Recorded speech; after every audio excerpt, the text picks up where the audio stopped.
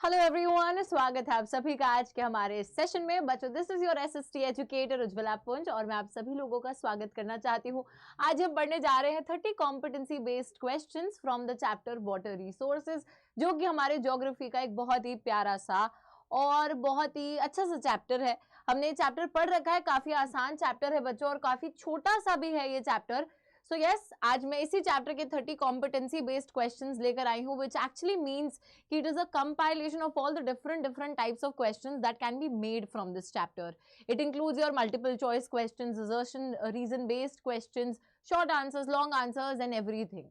तो चलिए फटाफट से आज की इस क्लास को करते हैं चालू और सबसे पहले अपने पहले क्वेश्चन पर चलते हैं। पहला क्वेश्चन क्या है, चलो देखो। First question is, in which of the following reasons the people built guls and kuls for irrigation. बच्चों, यहाँ पे बोला जा रहा है कि कौन से क्षेत्र में गुल और कुल को बनाया जाता है इरिगेशन के लिए।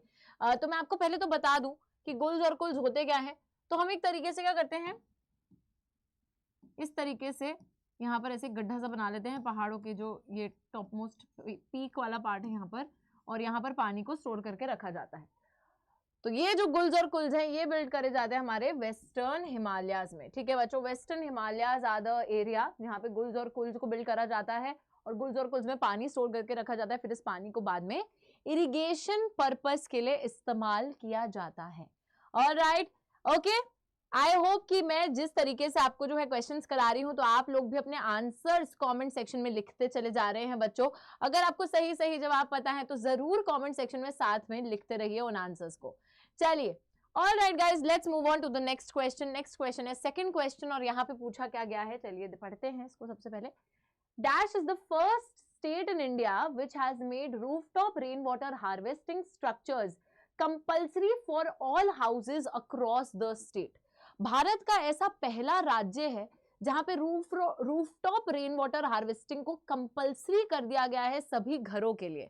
तो ये बोल दिया गया है कि हर घर में रूफटॉप रेन वाटर हार्वेस्टिंग का सिस्टम होना ही चाहिए। This is done in the state of Tamil Nadu. Tamil Nadu बच्चों ऐसा पहला राज्य है इंडिया का जहां पर ये चीज करी गई है, which is a very nice practice. जब हर घर में rooftop rain water harvesting system होगा तो पानी जो है लोग स्टोर करके रखेंगे, रेन वाटर को कंजर्व करेंगे, वेस्ट नहीं जाने देंगे, बहुत अच्छी चीज होगी, है ना। नाइस, चलो नेक्स्ट पे चले। नेक्स्ट क्वेश्चन पे चलते हैं, which is the question number third. Okay, let's read it. Question है, in the Sutlej Beas river basin the dash water is being used both for hydel power production and irrigation. तो बोला जा रहा है कि सतलुज बियास जो रिवर बेसिन है यहाँ पे किस डैम का पानी जो है वो इस्तेमाल करा जा रहा है। सबसे पहले तो हाइडल पावर प्रोडक्शन के लिए। हाइडल पावर प्रोडक्शन का मतलब है बच्चों पानी से बिजली बनाई जा रही है, और साथ ही में इरिगेशन के लिए भी इस पानी को यूज करा जा रहा है। So the options are Nagarjuna Sagar, Sardar Sarovar, कलानाय या फिर भाखरा नंगल। सो सतलुज बियास की जब हम बात करते हैं तो the dam is Bhakra Nangal, और भाखरा नंगल प्रोजेक्ट ही है यहाँ पर, और इसी से ही हाइडल पावर प्रोडक्शन और इरिगेशन दोनों के लिए ही इसको इस्तेमाल किया जा रहा है। चलो नेक्स्ट पे आते हैं फोर्थ क्वेश्चन पे। फोर्थ क्वेश्चन क्या है, चलिए पढ़ते हैं। Dash proclaimed, proudly proclaimed that dams are the temples of modern India as they would integrate the development of agriculture and the village economy with rapid industrialization and growth of the urban economy। तो किस व्यक्ति ने ये चीज बोली थी कि dams जो हैं वो टेम्पल्स ऑफ मॉडर्न इंडिया है, मॉडर्न इंडिया के मंदिर समान है, क्योंकि डैम्स जो हैं एग्रीकल्चर की डेवलपमेंट और विलेज इकोनॉमी को भी डेवलप करेंगे, साथ ही में इंडस्ट्रियलाइजेशन में भी हेल्प करेंगे और अर्बन इकोनॉमी को भी ग्रो करेंगे। तो दोनों की ही डेवलपमेंट होगी, विलेज इकोनॉमी की भी डेवलपमेंट होगी क्योंकि वहां पर भी पानी पहुंचेगा, वहां पर एग्रीकल्चर में मदद मिलेगी उस डैम के पानी से, है ना। तो विलेज इकोनॉमी भी ग्रो होगी और साथ ही में इंडस्ट्रीज को भी पानी मिलेगा डैम्स के थ्रू, और अगर इंडस्ट्रीज को भी पानी वगैरह मिलेगा, इंडस्ट्रियलाइजेशन बढ़ेगा, अर्बन इकोनॉमी भी बढ़ेगी। So this was said by the one and only Jawaharlal Nehru.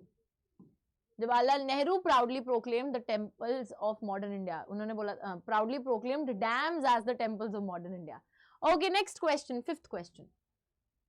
Late us read this question out loud. Question ये है, नर्मदा बचाओ आंदोलन एक नॉन गवर्नमेंटल ऑर्गेनाइजेशन है, एक एनजीओ है, that mobilized the tribal people, farmers, environmentalists, human rights activists against the dash dam being built across the river Narmada. तो नर्मदा बचाओ आंदोलन एक एनजीओ है बच्चों जिसने की बहुत सारे जो समाज के अलग अलग लोग हैं, चाहे वो हमारे ट्राइबल लोग हों, हमारे आदिवासी हों, हमारे फार्मर्स हो, किसान हो, एनवायरमेंटलिस्ट हो, ह्यूमन राइट एक्टिविस्ट हो, उन सभी को साथ में लेकर आया है ये नर्मदा बचाओ आंदोलन।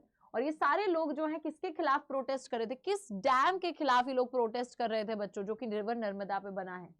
दे वर protesting against the Sardar Sarovar dam. तो आप सभी को पता होनी चाहिए ये बात कि हमारी जो रिवर नर्मदा है, नर्मदा नदी है, उसके ऊपर सरदार सरोवर प्रोजेक्ट को बनाया जा रहा था, जिसको अपोज किया जा रहा था बिकॉज सरदार सरोवर डैम के बनने से बहुत बच्चों, एक तो ऑब्वियसली डैम क्रिएट हो रहा है तो इन्वायरमेंटल इंपैक्ट तो आएगा ही, बहुत सारी जमीन का हिस्सा जो है वो सबमर्ज हो जाएगा अंडर द वाटर। साथ ही में एक सोशल इंपैक्ट भी उससे पड़ने वाला था कि बहुत सारी जो ट्राइबल कम्युनिटीज हैं they would get displaced because of the dam. उनको अपना घर बार, जीवन यापन, हर चीज छोड़ के उस जगह से मूव आउट करना पड़ेगा, which is also a great social impact that the dam has. तो इसी वजह से जो है ऑपोजिशन आ रहा था इस डैम के खिलाफ। चलिए अगले 6th क्वेश्चन पर आते हैं। 6th क्वेश्चन क्या है, इसको पढ़ते हैं। अ 200-year-old सिस्टम, 200 साल पुराना सिस्टम है of tapping stream and spring water by using bamboo pipes is prevalent in the state of Meghalaya, Tripura, Assam या अरुणाचल प्रदेश। एक 200 साल पुराना सिस्टम है जहां पे स्ट्रीम और स्प्रिंग वाटर को टैप करा जाता है बैम्बू पाइप्स का इस्तेमाल करके। कौन से स्टेट में करा जाता है, we just have to tell the state and it is definitely option A, Meghalaya. ठीक है बच्चों, मेघालय के अंदर ये चीज करी जाती है। ऑल राइट, चलिए नेक्स्ट 7th क्वेश्चन पे आते हैं। 7th क्वेश्चन है, Hirakud dam is constructed on the river. Hirakud dam जो है कौन से रिवर पे बनाया गया है, गंगा, मंजीरा, मानस या महानदी। तो हीराकूद डैम को कंस्ट्रक्ट करा गया है ऑन द रिवर महानदी। ठीक है, महानदी रिवर पे, वेरी सिंपल। ऑल राइट, चलो next. Agricultural fields which are used as rain fed storage structures are called. बच्चों अब देखो, कंफ्यूज नहीं होना है। यहां बोला जा रहा है कि जो एग्रीकल्चरल फील्ड, जब खेत को ही आप एक तरीके से स्टोरेज स्ट्रक्चर बना लेते हो, है ना, आपने देखा है कि जैसे ये खेत है ना, यहाँ पे हमने क्या करा, इस तरीके से पिक्चर तो मैं नहीं बना पाऊंगी मुझे लगता है ढंग से।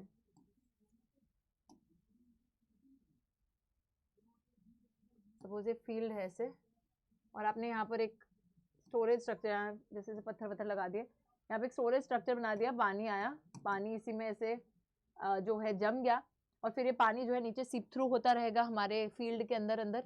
ग्राउंड वाटर टेबल भी उससे बेटर होगा, साथ ही में सॉइल को भी, हमारी मिट्टी जो है उसे भी पानी मिलेगा।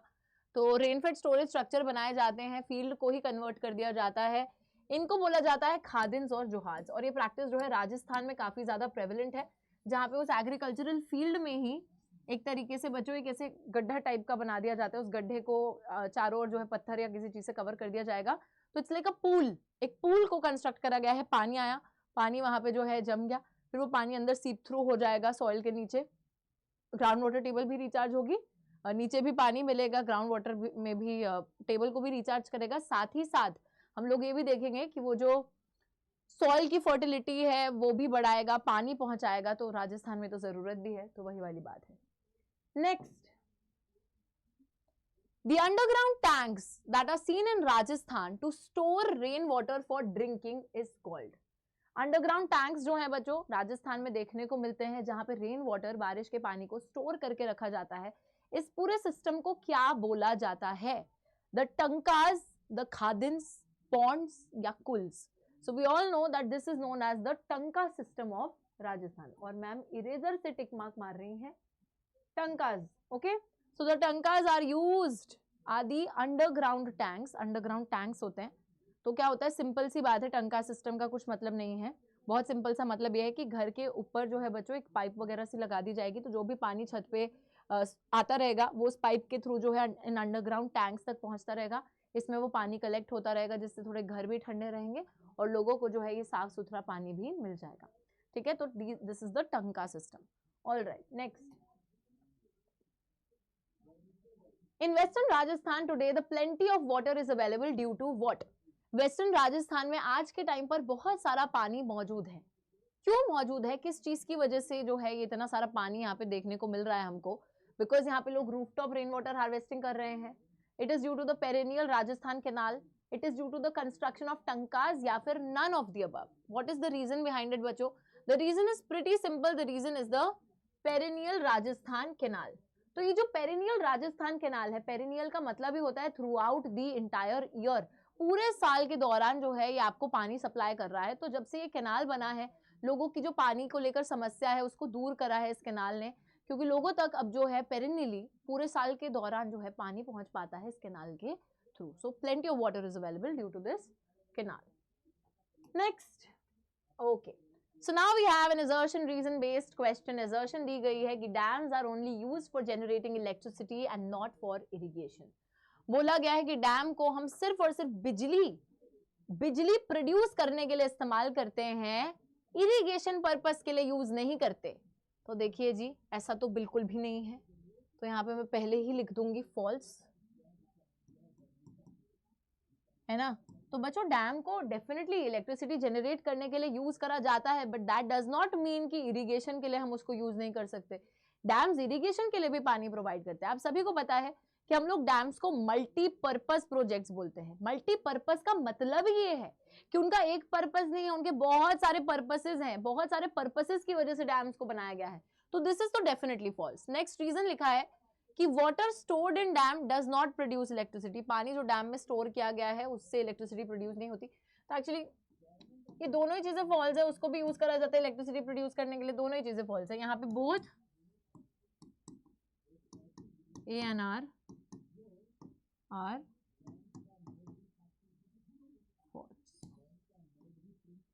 ठीक है, दोनों ही गलत है. assertion भी गलत है, रीजन भी गलत है. चलिए नेक्स्ट पे चलते हैं, 12th. ओके, 12th क्वेश्चन को पढ़ लेते हैं बच्चों. क्या लिखा है यहाँ पर? How did the multipurpose projects affect the local people. Local लोगों पर इन मल्टीपर्पज प्रोजेक्ट्स का क्या प्रभाव पड़ा है? ऑप्शंस हैं large scale displacement of local communities का लार्ज स्केल डिस्प्लेसमेंट. दे गेन्ड इकोनॉमिकली, लोकल लोगों ने इकोनॉमिकली, उनको आर्थिक रूप में काफी फायदा हुआ है. The government gave them benefit, सरकार ने उनको जो है बेनिफिट दिया है. या फिर दे गॉट हाउसिंग फैसिलिटीज, उनको जो है हाउसिंग फैसिलिटीज मिली है.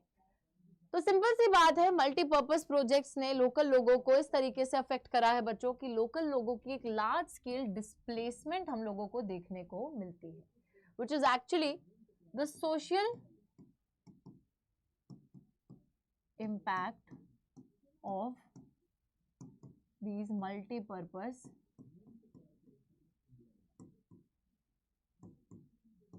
projects. तो बच्चों, जब डैम कंस्ट्रक्ट करा जाता है या जो हमारा मल्टीपर्पज प्रोजेक्ट है, जब उसको कंस्ट्रक्ट करा जाता है तो डेफिनेटली एक एनवायरनमेंट पे तो प्रभाव पड़ता ही है. साथ ही में जो आसपास लोग रह रहे होते हैं, जो ट्राइबल पॉपुलेशन है, जो विलेजर्स हैं, they also have to leave their homes. उन सभी को अपने घर बार छोड़ने पड़ते हैं, क्योंकि वो सारा एरिया पानी तले आ जाएगा ना, सबमर्ज हो जाएगा. तो उनको अपना घर बार छोड़ना पड़ता है. उनको वो जिस जरिए से काम करके पैसा कमाते थे, उनको वो काम छोड़ना पड़ता है, और उनको एक पूरी नई जगह पर रिलोकेट करा जाएगा, रिहैबिलिटेशन दी जाएगी. वो भी दी जाएगी तो दी जाएगी, नहीं तो क्या होगा, घर उनसे छीन लिया गया, उनसे उनका काम धंधा छीन लिया गया. एक नई जगह पर भेजोगे भी, घर कहीं और दोगे भी, तो वहां पर फिर से उनको फ्रॉम स्क्रैच जो है अपनी लाइफ को चालू करना पड़ेगा. फिर से कोई काम ढूंढना पड़ेगा, काम करना पड़ेगा, है ना.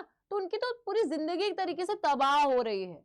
That is not at all a nice thing, है ना. तो वही वाली बात है कि मल्टीपर्पज प्रोजेक्ट्स डेफिनेटली इस तरीके से इम्पैक्ट करते हैं कि लोकल लोगों को डिस्प्लेस होना पड़ता है, अपने घर बार को, काम धंधे को छोड़कर वहां से जाना पड़ता है.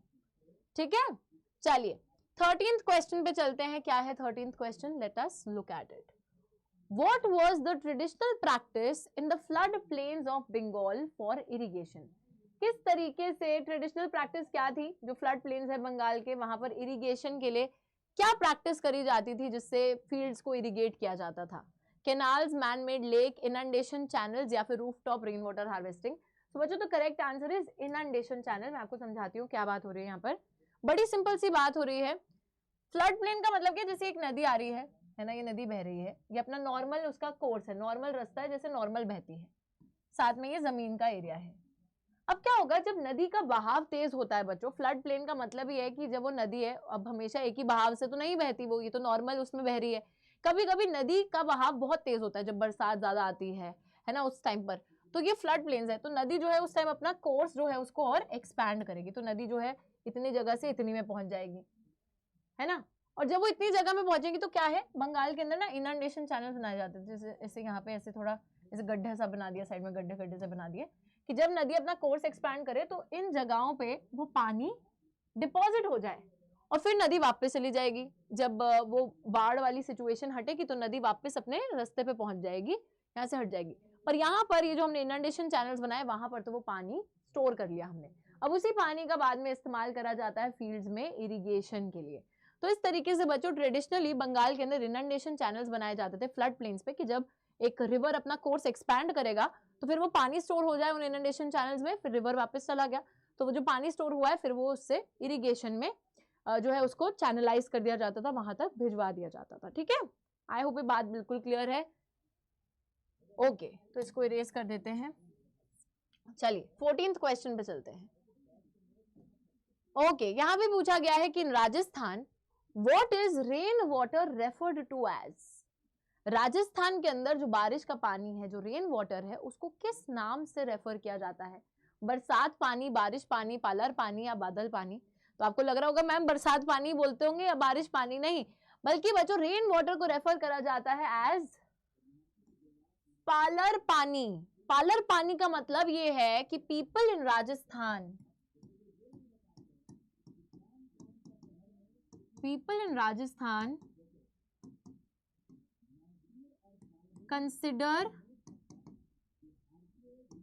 Rain water as the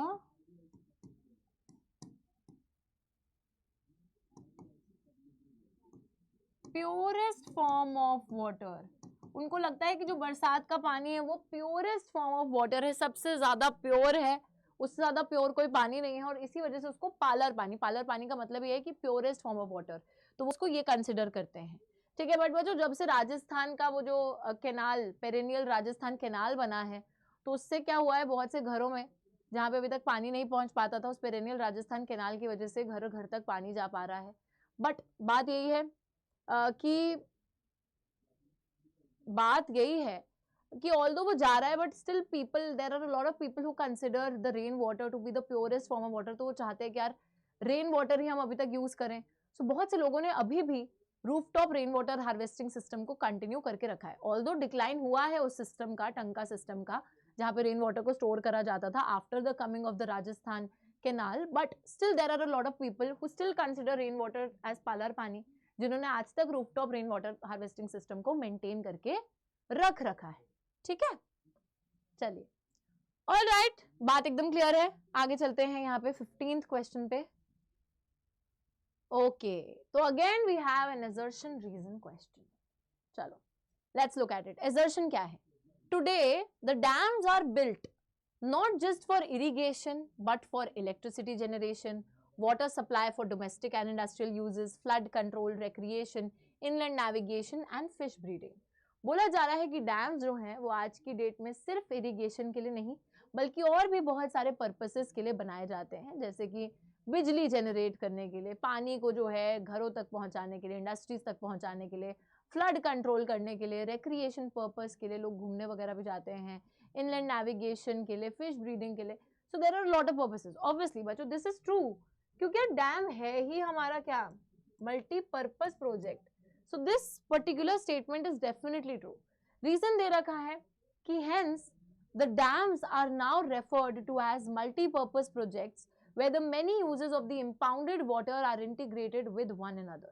dams को इस वजह से मल्टीपर्पज प्रोजेक्ट बोला जाता है जहां पे बहुत से अलग अलग यूजेस हैं उस पानी के जिसको स्टोर करके रखा गया है और उन सभी यूजेस को एक साथ इंटीग्रेट करा जाता है। तो this is also true. Reason भी बिल्कुल करेक्टली एक्सप्लेन भी कर रहा है assertion को। तो यहाँ पर हम क्या लाइन लिखेंगे, हम एक बड़ी प्यारी सी लाइन लिखेंगे कि here both A and B are true, दोनों ही ट्रू तो हैं ही, साथ ही मैं A and B लिख रही हूँ, बहुत ही बढ़िया, and R is the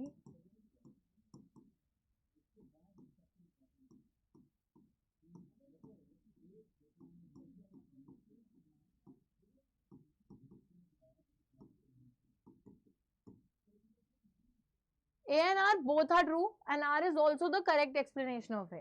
ठीक है, तो यहाँ पे वही तो बात करेगी कि डैम्स को सिर्फ इस पर्पस के लिए नहीं, इस भी बहुत सारे पर्पसेस के लिए यूज करा जाता है, और वहीं पे रीजन दे रखा है कि तभी तो डैम्स को मल्टीपर्पज प्रोजेक्ट बोला जाता है ना, करेक्ट। चलो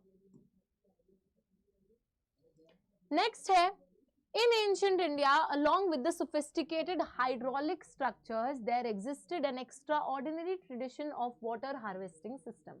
बोला जा रहा है बच्चों कि एंशियंट इंडिया में, पौराणिक भारत में सोफिस्टिकेटेड हाइड्रोलिक स्ट्रक्चर्स बनाए जाते थे, साथ ही में एक एक्स्ट्राऑर्डिनरी एक ट्रेडिशन था जहाँ पे वाटर हार्वेस्ट करा जाता था, पानी को भी प्रिजर्व करके रखा जाता था।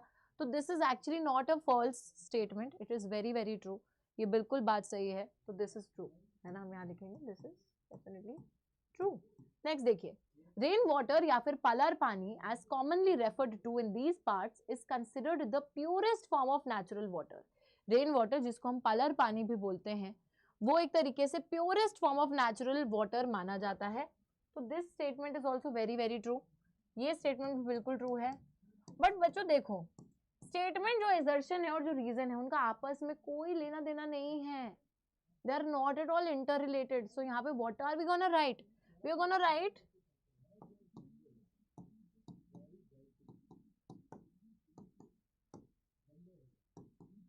both A and R are true, but R is not.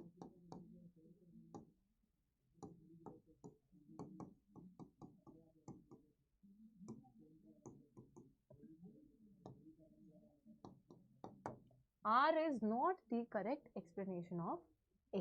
दोनों सही हैं, बट कोई उनका इंटर रिलेशन नहीं है, कोई उनका लेना देना ही नहीं है, तो इस वजह से R is not the correct explanation of A. तो यहाँ पे 16th क्वेश्चन हमने कर लिया है कंप्लीट। चलिए बच्चा पार्टी 17th क्वेश्चन पे चलते हैं। Again we have an assertion reason based question, let's read it. Assertion है कि in Gujarat the Sabarmati basin farmers were agitated and almost caused a riot over the higher priority that was given to water supply in urban areas, particularly during droughts. तो गुजरात में जो Sabarmati basin है वहाँ पे farmers काफ़ी ज़्यादा agitated थे, farmers काफ़ी ज़्यादा गुस्सा थे, दे ऑलमोस्ट कॉज्ड राइट, उन लोगों ने दंगे वंगे कर दिए, क्योंकि क्या होता था, एक हायर प्रायोरिटी दी जाती थी, पानी जो है पहले शहरों में पहुंचाया जाता था ड्रॉट के दौरान भी, और गांव तक नहीं पहुंचाया जाता था, तो they were very very furious over it, they were very angry over it, तो therefore they caused a riot. Definitely this is true, there's nothing wrong in it, तो ये बात एकदम ट्रू है। नेक्स्ट स्टेटमेंट दे रखी है कि the interstate water disputes are also becoming less common with regard to sharing the cost and benefits of the multi-purpose projects. बोला जा रहा है बच्चों कि इंटरस्टेट जो डिस्प्यूट्स होती हैं, अलग अलग स्टेट्स के बीच में जो लड़ाई झगड़े होते हैं डैम्स के पानी को लेकर, वो अभी लेस कॉमन होते जा रहे हैं और भी कम होते जा रहे हैं पहले के मुकाबले में, और लोग जो हैं इतने ज़्यादा अब टेंशन में नहीं है कि हम कैसे डैम के कॉस्ट और बेनिफिट्स को शेयर करेंगे, तो ऐसा बिल्कुल भी नहीं है बच्चों। अगर कोई दो स्टेट्स है उसमें एक ही नदी बह रही है और उस नदी पर जो है एक डैम कंस्ट्रक्ट हो रखा है, तो उन दोनों स्टेट्स के बीच में डिस्प्यूट होना, लड़ाई होना उस डैम के कॉस्ट और बेनिफिट्स को लेकर, ये तो बहुत ही कॉमन है ना। लड़ाई झगड़े कोई कम नहीं हुए हैं, it's very common, it has not become less common. लोग लड़ते हैं आज भी कि डैम का जो है पैसा कितना कौन लगाएगा, उसके बेनिफिट्स कितने कौन शेयर करेगा, पानी किसके पास आएगा, कौन से स्टेट के पास ज़्यादा आएगा, तो इन सब चीज़ों पे लड़ाई झगड़े होते हैं, तो दोनों ही चीज़ें ट्रू हैं। बट बात वही है कि यहाँ पर कोई भी रिलेशन नहीं है उस बात का, यहाँ इंटरस्टेट वाटर डिस्प्यूट की बात हो रही है, यहाँ पर फार्मर्स के उसकी बात हो रही है, वाटर सप्लाई की प्रायोरिटी की, तो यही वाली बात आ जाएगी कि both A and R are true, but R is not the correct explanation of A. R जो है A का करेक्ट एक्सप्लेनेशन नहीं है, ऑल्दो दोनों ट्रू हैं, अच्छी बात है ट्रू है, लेकिन उसका वो करेक्ट एक्सप्लेनेशन नहीं है। चलिए नेक्स्ट है 18th question, let's look at it. Okay. Most of the objections to the projects arose due to their success to achieve the purposes for which they were built.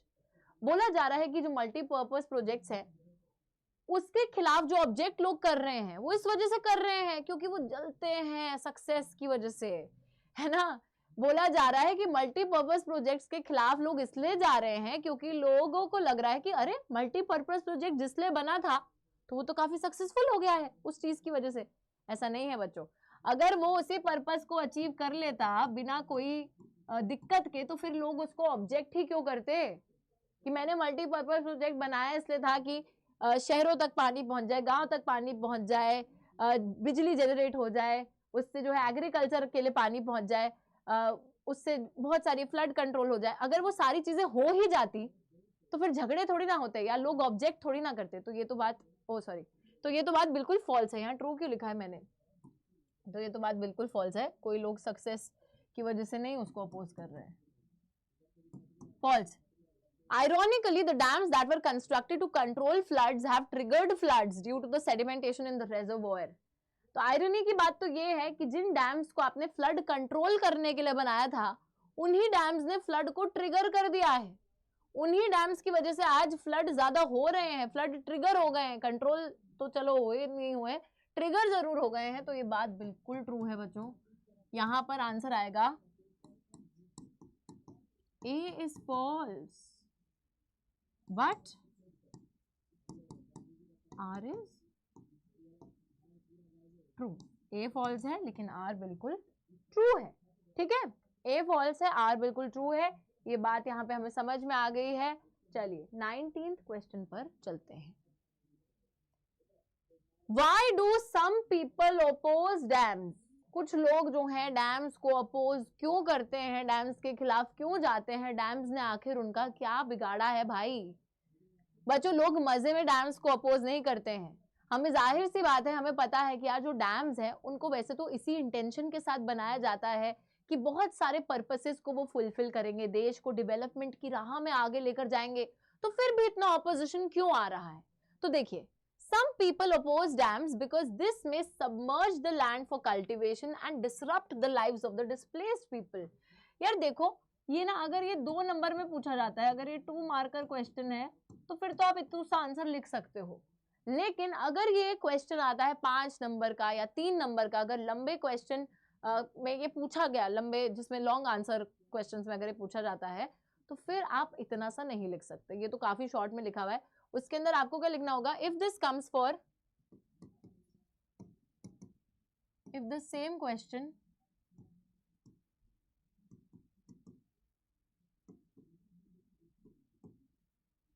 comes for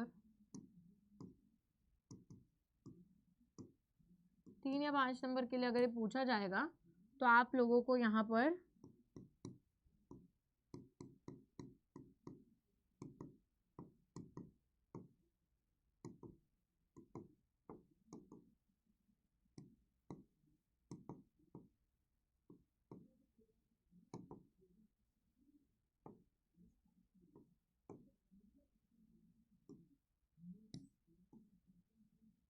तो हमें क्या है, जो disadvantages होती हैं dam की उसको बिल्कुल डिटेल में एक्सप्लेन करना होगा कि कौन कौन सी जो है दिक्कतें आती हैं डैम कंस्ट्रक्शन की वजह से, क्या क्या डिसएडवांटेजेस है। We will have to explain that in detail. Okay, what is written here कि some people oppose dams because, कुछ लोग अपोज इसलिए करते हैं। यहाँ तो बड़े ही सिंपल से 2 रीजन दे दिए कि उससे जो है जमीन सबमर्ज हो जाती है कल्टिवेशन के लिए, बहुत सारे पेड़ पौधे, जमीन सबमर्ज हो गई पानी तले, और साथ ही में जो वहाँ के लोकल पॉपुलेशन ट्राइबल लोग हैं उनको भी वहां से घर बार अपना छोड़कर निकलना पड़ता है, डिस्प्लेस होना पड़ता है। So these are the 2 major reasons that people oppose the construction of dams, definitely. Now let's move on to the next question. Okay, so now here comes a long question, और question क्या है? Explain any 3 reasons due to which the large dams have come under great opposition in the recent years. अब I ना बच्चों बात main, अभी ना वो छोटे में पूछ लेता, अभी वही चीज को बड़े क्वेश्चन के का रूप दिया गया है और अच्छे से डिटेल में पूछा गया है। 3 रीजंस पूछे गए हैं, वैसे तो मैं आपको बहुत सारे रीजंस बताऊंगी, ठीक है। There are only 3 reasons that are asked कि जो डैम्स हैं they have come under great opposition, कि लोग जो हैं हाल फिलहाल के कुछ सालों में डैम्स को काफी ज्यादा अपोज करने लगे हैं, डैम्स के कंस्ट्रक्शन के खिलाफ जाने लगे हैं। ऐसा क्यों हुआ है? तो देखिए, बहुत सारी प्रॉब्लम्स हैं यहाँ पर, एक तरीके से बहुत ग्रुप कर करके प्रॉब्लम्स को बता दिया है, बट 3 रीजंस देने को बोला है, अच्छे से पॉइंटर हम लिख सकते हैं। सबसे पहले problems like excessive sedimentation, water logging, soil erosion, sudden floods, large scale deforestation, extinction of species, displacement of communities, loss of livelihood of tribal communities. तो बच्चों आप देख सकते हैं क्या होता है ना, जब डैम कंस्ट्रक्ट होता है तो काफी ज्यादा, जैसे आपने रिवर के फ्लो को रोका, रिवर जो है वो फ्लो कर रहा था, है ना, आपने उसमें एक बाधा डाली, डैम को बना दिया। अब जब डैम बना तो होता क्या है, डैम के नीचे ना, अब रिवर अपने साथ बहुत सैंड, सिल्ट, क्ले लेकर आता है, तो रिवर के आपने फ्लो को रोक दिया, तो रेजर्वायर के नीचे ना क्या होता है, बहुत ज्यादा एक्सेसिव सेडिमेंट्स डिपॉजिट होने लग जाते हैं। उसी जगह पे जहाँ रोका गया है उसको, वहां सेडिमेंटेशन होने लग जाएगी, बहुत सारे हमारे कंकड़, पत्थर, मिट्टी वहीं पर डिपॉजिट हो जाएंगे, तो एक्सेसिव सेडिमेंटेशन होती है, एक वो दिक्कत है। साथ ही में वाटर लॉगिंग, पानी जमने लगता है, मिट्टी को भी एक तरीके से इरोड कर देता है। जब भी आप डैम बनाओगे तो आसपास का एरिया तो सबमर्ज हो गया, है ना, डिफॉरेस्टेशन हुई, बहुत सारी पेड़ वेड़ कट गए, पेड़ वेड़ डूब गए, एक तरीके से सॉइल इरोजन हो गया। फ्लड्स को ट्रिगर भी करता है डैम, रोकता है जब फ्लो रिवर का, तो देयरफॉर, और जब आप पानी जो है गेट्स के थ्रू एकदम से छोड़ते हो तो उससे फ्लड आने का खतरा होता है। एक्सटिंक्शन ऑफ स्पीसीज, बहुत सारे हमारे स्पीसीज जो है जो सबमर्ज हो गए। डिस्प्लेसमेंट ऑफ कम्युनिटीज, बहुत सारी कम्युनिटीज को अपना घर बार छोड़कर, काम धंधा छोड़कर भी निकलना पड़ा, डिस्प्लेस होना पड़ा। सो these are actually so many reasons कि डैम्स को लोग अपोज करते हैं। उसी के साथ साथ देखिए, they fragment rivers making it difficult for the aquatic fauna to migrate especially for spawning। तो हम लोग देखते हैं कि फ्रैगमेंट कर देता है रिवर्स को, है ना, एक तरीके से एक साइड इधर आ गया रिवर, एक साइड उधर रह गया, फिर अगर और डायरेक्शन में कहीं भेज दिया रिवर को, तो ये सब करता है, रिवर के फ्लो से छेड़छाड़ करता है, जिसकी वजह से अगर जो एक्वाटिक फौना है, जो एक्वाटिक एनिमल्स, अगर उनको कहीं इधर उधर माइग्रेट करना है तो वो भी नहीं कर पाते। साथ ही में dams were built to control floods, ये इनको बनाया तो इसलिए गया था कि ये एक तरीके से फ्लड्स को कंट्रोल करेंगे, लेकिन इन्होंने उल्टा क्या करा है, फ्लड को ट्रिगर कर दिया है। साथ ही में मल्टीपर्पज प्रोजेक्ट्स कॉज अर्थक्वेक्स, कभी कभी अर्थक्वेक भी कॉज करते हैं, पानी से पैदा होने वाली बीमारियां भी कॉज करते हैं, पोल्यूशन भी कॉज करते हैं। So there are a lot of things. दो ग्रुपिंग्स में आप इसकी डिसएडवांटेजेस को बता सकते हो।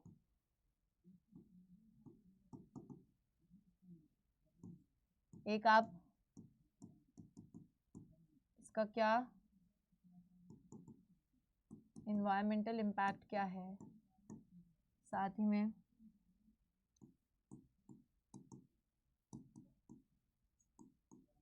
सोशल इम्पैक्ट क्या है डैम का, ये दोनों ही चीजें हम लोग बता सकते हैं when we talk about the disadvantages of the dams. Alright, next है 21st क्वेश्चन। चलिए बच्चों 21st क्वेश्चन को भी देख लेते हैं। Examine the ill effects of industrialisation and urbanisation on the water resources. Industrialisation यानी कि जब बहुत सारी इंडस्ट्रीज बढ़ने लगी, और अर्बनाइजेशन जब शहरीकरण होने लगा, तो इन दो चीजों से हमारे वाटर रिसोर्सेज पर क्या दुष्प्रभाव पड़ा है, हमारे जो पानी के संसाधन है उस पर क्या दिक्कत आई है इंडस्ट्रियलाइजेशन और अर्बनाइजेशन से। Let's look at it. Large industrial houses, multinational corporations use large quantities of water. They also require power to run themselves. Much of this energy comes from hydroelectric power. तो बच्चों बड़ी बड़ी industries है, MNCs हैं जो आके खुल गई हैं, वो काफी ज्यादा पानी का इस्तेमाल करती हैं, उन्हें पानी बहुत ज्यादा क्वांटिटी में चाहिए और बिजली भी चाहिए, और बहुत सारी जो बिजली इंडस्ट्रीज तक जाती है वो बिजली जो है पानी से जनरेट करी जाती है, जो डैम्स जनरेट करके भी देते हैं, पानी से हाइड्रो इलेक्ट्रिक पावर को जनरेट करा जाता है जो कि इन इंडस्ट्रीज तक जाती है। Urban centres with large and growing population have added to water and energy requirements. Urban centres, जब अर्बनाइजेशन भी हुई तो उससे भी पानी की डिमांड भी ज्यादा बढ़ती है, एनर्जी की डिमांड भी ज्यादा बढ़ती है। तो हम लोग देखते हैं the housing societies have underground pumping devices to draw water and meet their water needs. तो यहाँ पे बात की जा रही है कि जो हमारी हाउसिंग सोसाइटीज हैं, है ना, तो हाउसिंग सोसाइटीज घर वर के अंदर भी पंपिंग डिवाइसेस लगा रखे हैं, जिससे कि ग्राउंड वाटर को जो है बच्चों लिया जाता है और ग्राउंड वाटर से पानी की रिक्वायरमेंट्स पूरी की जाती हैं। साथ ही में large population not only needs more water but also more food. अगर एक बड़ी जनसंख्या है, ज्यादा लोग हैं, तो ज्यादा लोगों को ज्यादा खाना भी चाहिए, ज्यादा लोगों को ज्यादा पानी भी चाहिए। इस वजह से वाटर रिसोर्सेज को ओवर एक्सप्लॉइट कर दिया जाता है to expand the irrigated areas. तो देखो हर चीज कहीं ना कहीं पानी को बहुत ज्यादा इस्तेमाल कर रही है, ज्यादा इंडस्ट्रीज बन रही हैं तो वो ज्यादा पानी मांग रही हैं, वो बिजली भी मांग रही है, बिजली भी पानी से जनरेट कर रहे हैं। फिर अगर अर्बनाइजेशन हो रही है, अर्बन सेटलमेंट्स बढ़ रहे हैं, तो शहरों में ज्यादा लोग हैं, ज्यादा लोगों को ज्यादा खाना चाहिए, ज्यादा लोगों को ज्यादा पानी चाहिए, ज्यादा लोगों को ज्यादा बिजली चाहिए, बिजली पानी जनरेट करके दे रहा है, पानी रिक्वायरमेंट, अब ज्यादा लोग हैं तो ज्यादा लोगों को ज्यादा पानी भी चाहिए, है ना। खाना भी ज्यादा चाहिए, खाना ज्यादा चाहिए तो दैट मीन्स हमें खेती बाड़ी और करनी पड़ेगी, खेती बाड़ी और करनी है तो उसके लिए भी हमको पानी चाहिए। तो पानी इतना ज्यादा जरूरी है कि हर एक ह्यूमन एक्टिविटी के लिए, हर एक इकोनॉमिक एक्टिविटी के लिए भी आपको पानी चाहिए। तो बच्चों क्योंकि इतनी सारी रिक्वायरमेंट्स हैं अर्बनाइजेशन और इंडस्ट्रियलाइजेशन की वजह से पानी की, जिस वजह से हम लोग देखते हैं कि जो पानी का रिसोर्स है, हमारा जो वाटर रिसोर्स है, उसका कहीं ना कहीं ओवर एक्सप्लॉयटेशन हो चला है। ठीक है, तो ये बात बिल्कुल क्लियर होनी चाहिए। नेक्स्ट 22nd क्वेश्चन है, व्हाट इज पलर पानी? पलर पानी क्या होता है और इसकी सिग्निफिकेंस क्या है इन दी arid regions of Rajasthan?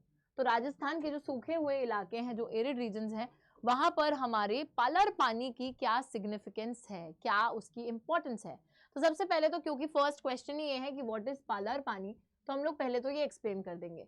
Rain water जिसको हम अंडरग्राउंड टैंक्स में स्टोर करके रखते हैं और जो कि एक रिलायबल सोर्स है पीने के पानी का, उसी को हम लोग पलर पानी बोलते हैं। साथ ही में जो एरिड रीजन्स है राजस्थान के, it is important in the following veg. तो राजस्थान के जो सूखे इलाके हैं वहां पे पलर पानी को यूज करा जाता है। ठीक है, कैसे इंपॉर्टेंट है पलर पानी, चलिए देखते हैं। It is the main source of drinking water when all the other sources have dried up. बच्चों राजस्थान एक सूखी जगह है, वहां पे अगर बाकी सोर्सेज पानी के मौजूद नहीं है तो फिर उस केस में आपका पलर पानी जो है, रेन वाटर जो है, वो काफी ज्यादा काम आता है। तो लोग उस पानी का इस्तेमाल अपने पीने की रिक्वायरमेंट के लिए भी करते हैं, उसी पानी को कंज्यूम करते हैं। साथ ही में इसको purest form of drinking water माना जाता है राजस्थान के अंदर, तभी तो पलर पानी बोला जाता है, क्योंकि purest form of drinking water माना जाता है। मानते हैं कि इससे ज्यादा तो कोई प्योर पीने के लिए तो और कोई पानी नहीं है। साथ ही में in the summer these tanks would keep the underground rooms adjoining them clean. बच्चों एक और चीज है, ये टैंक्स जो है ना नीचे बनाए जाते हैं, अंडरग्राउंड कंस्ट्रक्ट करे जाते हैं। इन टैंक्स में पानी रहता है तो उस तरीके से हमारे जो राजस्थान के घर हैं, जिन घरों के नीचे इन टैंक्स को बनाया गया है, उन घरों को भी काफी ज्यादा हम बोल सकते हैं कूल, थोड़ा कूल रखता है। अब राजस्थान एक जगह ऐसी है जहाँ गर्मी बहुत होती है, तो अगर हमने ये अंडरग्राउंड टैंक्स के थ्रू जिसमें पानी है उससे घर कूल रह रहे हैं, ठंडे रह रहे हैं, तो फिर दिक्कत क्या है ना। अच्छी चीज है ये तो। चलिए all right, next 23rd question पे चलते हैं। क्या है 23rd question? Describe any 3 different rain water harvesting systems that are practised in India. 3 अलग अलग रेन वाटर हार्वेस्टिंग सिस्टम्स के बारे में बताइए जिसको इंडिया में प्रैक्टिस किया जाता है। ओके, तो हम लोग सबसे पहले यहाँ 3 हमें डिफरेंट बताने हैं रेन वाटर हार्वेस्टिंग सिस्टम। सबसे पहले let's talk about the first one. Hills and mountainous regions के अंदर जो हमारे पहाड़ी इलाके हैं, यहाँ पर गुल्स और कुल्स को बनाया जाता है फॉर एग्रीकल्चर। बच्चों मैंने आपको ये समझाया भी था, जैसे ये पहाड़ है उसके ऊपर हमने ऐसे करके ये से थोड़ा डिग कर दिया, यहाँ पर पानी स्टोर करके रख लिया, तो ये डाइवर्जन चैनल्स बनाए जाते हैं गुल्स एंड कुल्स हिमालयाज में, पहाड़ों पर, और यहाँ पे पानी को स्टोर करके रखा जाता है जिसको फिर बाद में आप इरिगेशन पर्पसेस के लिए इस्तेमाल कर सकते हैं। फिर नेक्स्ट आ रहा है यहाँ इनंडेशन कैनाल्स, जो कि बंगाल के फ्लड प्लेन्स में बिल्ड किया जाता है। तो वही एक नदी बहती हुई आ रही है, नदी बहती हुई आ रही है, नदी का जब बहाव तेज हो जाएगा तो नदी यहाँ तक फैल जाएगी, अपना कोर्स एक्सपैंड कर लेगी, तो यहाँ पर ऐसे छोटे जो है इनंडेशन कैनल्स वगैरह बनाए जाते हैं जिसमें पानी स्टोर होकर रह जाए, फिर नदी वापस चल जाए, यहाँ पे पानी रह गया स्टोर होके, फिर वो पानी को बाद में इरिगेशन के लिए इस्तेमाल कर लिया जाएगा। नेक्स्ट है हमारा एरिड और सेमी एरिड रीजन जो है राजस्थान के, वहां पर खादिन्स और जोहाज को बनाया जाता है बच्चों, जो कि एग्रीकल्चरल फील्ड में ही आप एक स्टोरेज टैंक सा कंस्ट्रक्ट कर लेते हो। रेन फेड स्टोरेज स्ट्रक्चर है एक तरीके का, है ना। तो ये जो सेमी एरिड और एरिड रीजन्स हैं, यहाँ पे एग्रीकल्चरल फील्ड्स को रूम फेड स्टोरेज स्ट्रक्चर में कन्वर्ट करा जाता था, जहाँ पे पानी जो रहता है it use to stand and moisten the soil. मिट्टी को और ज्यादा हम बोल सकते हैं, पानी जो है एक तरीके से मिट्टी को हाँ मॉइस्चन भी करेगा, सॉइल को, ग्राउंड वाटर टेबल को भी रिचार्ज करेगा, तो ये सारी चीजें वो पानी करेगा। चलिए 24th क्वेश्चन पे आ गए हैं हम लोग। पढ़िए क्या है ये question. What is a multipurpose river valley project? सबसे पहले तो पूछा गया है कि एक मल्टीपर्पज रिवर वैली प्रोजेक्ट होता क्या है। साथ ही में 4 ऑब्जेक्टिव्स बताइए मल्टीपर्पज रिवर वैली प्रोजेक्ट्स के, 4 कोई भी उद्देश्य बताइए मल्टीपर्पज प्रोजेक्ट के। तो चलिए सबसे पहले बताते हैं मल्टीपर्पज होता क्या है project. Large dams which serve several purposes in addition to impounding the water of a river। impound करने का मतलब होता है जमा करके रखना कहीं पे। बच्चों डेफिनेटली डैम को जब कंस्ट्रक्ट करा जाता है, एक रिजर्वॉयर बनाया जाता है ना, जहाँ पे पानी बहुत सारा आपने स्टोर करके रख लिया, तो वो पानी जो है रिवर का इंपाउंड करके तो रख ही रहा है अपने रिजर्वॉयर में, लेकिन उसी के साथ साथ वो डैम जो है बहुत सारे पर्पसेस को भी सर्व कर रहा है। तभी उसको मल्टीपर्पस बोला जाता है। नाउ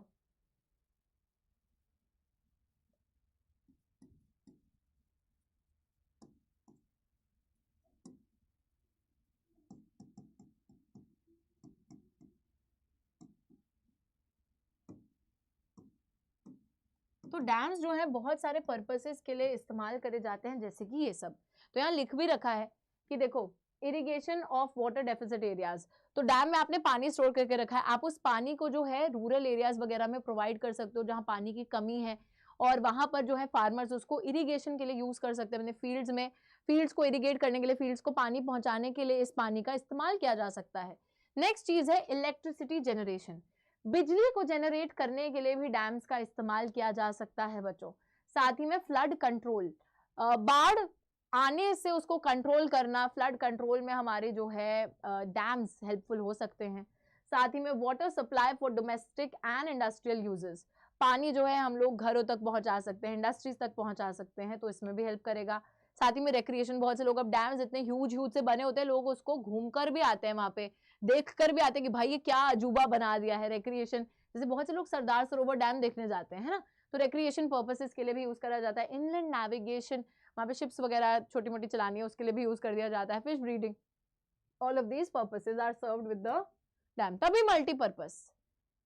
नेक्स्ट एक बहुत ही छोटू सा क्वेश्चन यहाँ पर आ गया है कि कौन सी नदी पे नागार्जुना सागर डैम जो है वो बनाया गया है। तो हमें पता होना चाहिए कि नागार्जुना सागर डैम जो है रिवर कृष्णा पे कंस्ट्रक्ट किया गया है। नदी है कृष्णा, डैम है नागार्जुना सागर, और यहाँ पर इसको बिल्ड किया गया है।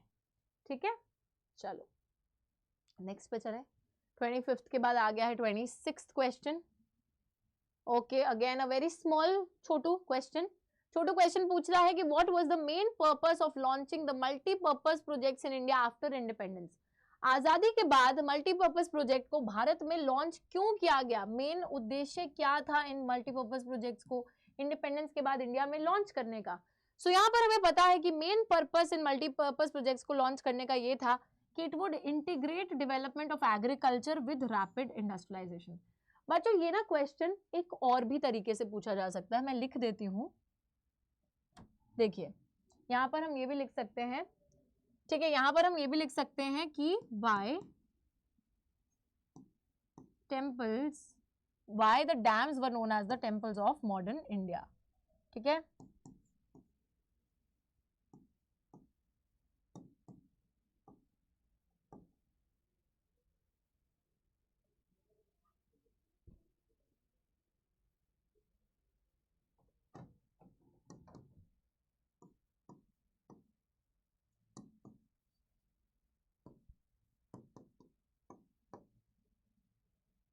तो ये एक और तरीका है जिससे कि आप इसको जो है क्वेश्चन को पूछा जा सकता है कि why the dams were known as the temples of modern India।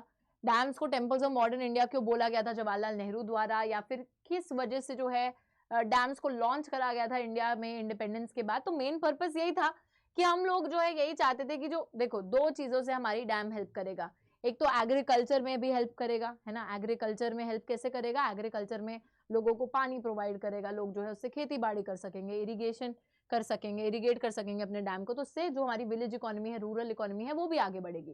साथ ही में इंडस्ट्रीज को हम बिजली पानी प्रोवाइड कर पाएंगे, वो भी उसको यूज करेंगे, वो भी आगे बढ़ेंगे, अर्बन इकोनॉमी को आगे लेके जाएंगी, और इन दोनों चीजों को इंटीग्रेट कर रहा है, जोड़ रहा है डैम। तो इस वजह से यही पर्पज था इसको बिल्ड करने का। Now what is the need of rain water harvesting, हमारा 27th क्वेश्चन है बच्चों की रेन वाटर हार्वेस्टिंग की जरूरत क्या है, क्यों करनी है रेन वाटर हार्वेस्टिंग भाई। तो देखो, rain water harvesting is needed to provide it for agriculture, collect the drinking water, irrigate the fields and moisture the soil. बहुत सारी चीजें हैं, एक तो पीने का पानी आपको मिल जाता है, आप जो है उस पानी को एग्रीकल्चर के लिए यूज कर सकते हो, आप उस पानी को जो है खेती के लिए यूज कर सकते हो, इरिगेशन के लिए यूज कर सकते हो, सॉइल को मॉइस्चर करने के लिए यूज कर सकते हो। जैसे आपने देखा था बच्चों, जैसे जो राजस्थान में पालर पानी हम रेन वाटर जो स्टोर करके रख रहे हैं, वहां पे लोग मैक्सिमम उस पानी का इस्तेमाल कर रहे हैं घर को ठंडा रखने के लिए, पीने के पर्पस, डोमेस्टिक नीड्स के लिए। वहीं पर खादिन्स और जोहाज जब बन रहे हैं, रेन फेड स्टोरेज स्ट्रक्चर को जब खेतों में बनाया जा रहा है, उससे सॉइल को मॉइस्चर करने में उसका इस्तेमाल करा जा रहा है, ठीक है, ताकि सॉइल मॉइस्चर हो जाए, थोड़ा मिट्टी को पानी वगैरह वहां मिल जाए, क्योंकि वो इतना सूखा इलाका है। वहीं पर अगर हम बात करें बंगाल की, जहाँ फ्लड प्लेन्स पे हमने इनंडेशन चैनल्स बनाए हैं, कैनाल्स बनाए हैं, तो उससे क्या हो रहा है, उससे हम एक तरीके से उसको फिर उस पानी को हम इरिगेशन के लिए यूज कर रहे हैं, ठीक है। तो अलग अलग यूजेस हो सकते हैं, आप एग्रीकल्चर, इरिगेशन के लिए, moisturising the soil, drinking water, domestic needs, all of that.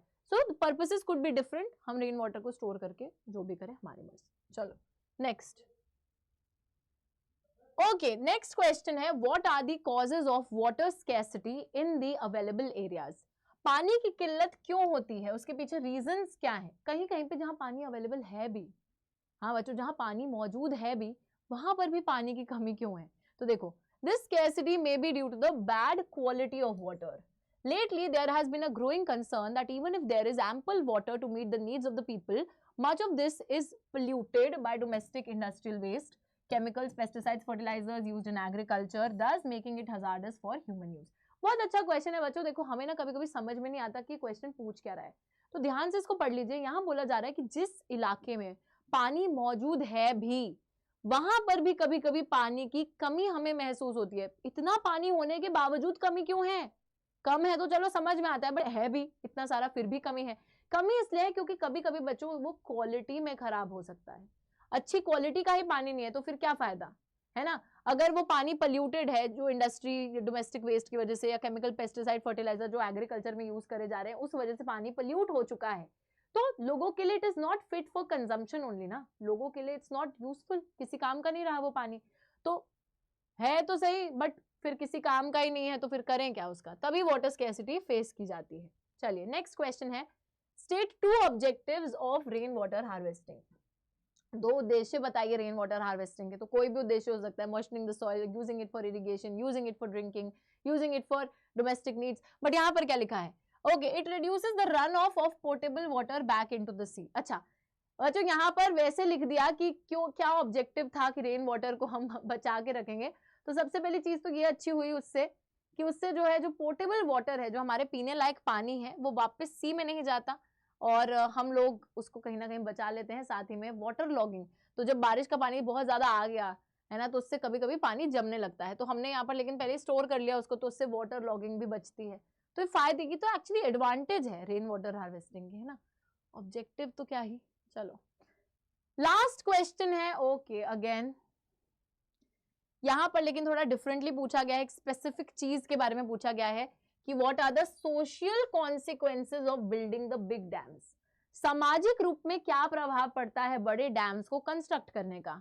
तो बच्चों, एक बहुत बड़ा इंपैक्ट क्या है, मैंने आपको बता ही दिया है बहुत बारी कि it causes a large scale displacement of people. तो बहुत से लोग जो आसपास रह रहे होते हैं, फिर जब डैम बनने लगता है तो उन लोगों को अपना घर बार, अपना काम धंधा, हर चीज छोड़कर, अपना जीवन यापन हर चीज छोड़कर जाना पड़ता है, डिस्प्लेस होना पड़ता है। सो ये जो डिस्प्लेस्ड लोग होते हैं, they have to give up their homes, इनको अपनी जमीनें, अपने घर बार, हर चीज छोड़नी पड़ती है। These people do not get the compensation that they are promised by the government and are put to a lot of hardship. अब बात तो देखो तब ठीक है कि आपने यहाँ मेरे को मेरे घर से निकाला, काम धंधा मेरा छुड़वाया, पर कहीं दूसरी जगह पर मेरे को सेम वही स्थिति दे दी, सेम टू सेम वही चीज दे दी, रिहैबिलिटेशन दे दी कि अच्छा घर भी दे दिया जैसे पहले था और काम भी मेरे पास वही सेम आ गया जैसा पहले था, तो फिर तो कोई दिक्कत ही नहीं थी। लेकिन होता क्या है कि जब लोग डिस्प्लेस होते हैं, गवर्नमेंट उनको वादा तो करती है कि हम आपको सेम सिचुएशन में भेज देंगे, रिहैबिलिटेशन फैसिलिटी दे देंगे, बट सरकार ऐसा कर नहीं पाती है। डिस्प्लेस जो लोग होते हैं उनको उतना कॉम्पनसेशन सरकार नहीं देती, ना ही उनको जो वादे करे होते हैं वो पूरा कर पाती है, और इन लोगों को काफी मुश्किलों से गुजरना पड़ता है। एडवांटेजेस डैम की ये है कि अच्छी इरिगेशन देता है, इलेक्ट्रिसिटी प्रोवाइड करता है, इंडस्ट्रियलाइजेशन वगैरह में फायदा मिलता है पानी और बिजली से। लेकिन displaced people are left defenceless, उनके पास कहीं जाने को होता ही नहीं है। They have caused a lot of conflict between people who have been displaced and those who have benefited. तो कुछ लोग जिनको फायदे हो रहे हैं डैम से, वो तो कह रहे हैं डैम कंस्ट्रक्ट करते जाओ, बट वहीं पे there is this other section of people जो कह रहा है कि हमें तो कोई फायदा नहीं हुआ है, हमें तो बल्कि नुकसान हुआ है। तो तभी बच्चों एक लड़ाई झगड़े की सिचुएशन पैदा होती है उन लोगों के बीच में, who are saying कि we have benefited, so they are saying it's very good, dam का कंस्ट्रक्शन हमारे लिए तो बहुत अच्छा रहा है, बट वहीं पे there are a set of people who have undergone a lot of hardship, who have been displaced from their homes, from their land, from their work and everything, and they have to like go to somewhere new, start a new life, start a life from scratch, and वहां पर भी actually उनको वो फायदे नहीं मिलते जो सरकार ने प्रॉमिस करे होते हैं। So there is a debate on this, therefore there is a debate on this. Tribal लोग जो है, फार्मर्स जो है, जो कि नर्मदा बचाओ आंदोलन और तहरी दाम आंदोलन में इन्वॉल्व है, वो जो है बच्चों इसी के लिए न्याय अभी तक मांग रहे हैं फॉर द डिस्प्लेसमेंट, कि हमें वही सेम फैसिलिटी क्यों नहीं मिली, रिहैबिलिटेशन सेम क्यों नहीं मिला। ठीक है, तो अभी तक वो लड़ाई झगड़े चल रहे हैं। तो आई होप बात एकदम क्लियर है। ये सिर्फ सोशल कॉन्सिक्वेंस इन्होंने लिखा था बच्चों, इसकी जगह क्वेश्चन सिंपली ये भी आ सकता है कि what is the environmental impact या फिर environmental consequence of building big dams या लार्ज डैम्स। तो उसमें आप इन्वायरमेंट में किस तरीके से प्रभाव पड़ता है उसके बारे में लिख सकते हो सिंपली। ठीक है, लेकिन यहाँ पे क्वेश्चन अलग था, तो आई होप हमको ये बात बिल्कुल क्लियर हो गई है। और इसी के साथ हमारी जो आज की क्लास है, जो हमारा आज का सेशन है, वो होता है समाप्त। आई होप बच्चों आपको ये कॉम्पिटेंसी बेस्ड क्वेश्चंस को अटेम्प्ट करने में मजा आया होगा। तो सेशन को लाइक जरूर कर दीजिएगा और इन क्वेश्चंस को अच्छे से पढ़कर जाना एग्जाम के लिए। बहुत ज्यादा इंपॉर्टेंट क्वेश्चंस है बच्चों, एग्जाम की तैयारी ही करवाई जा रही है। और नेक्स्ट क्लास में एक अलग चैप्टर के कॉम्पिटेंसी बेस्ड क्वेश्चंस को हम लोग लेकर आएंगे। तो तब तक के लिए take care and bye bye. Bye guys.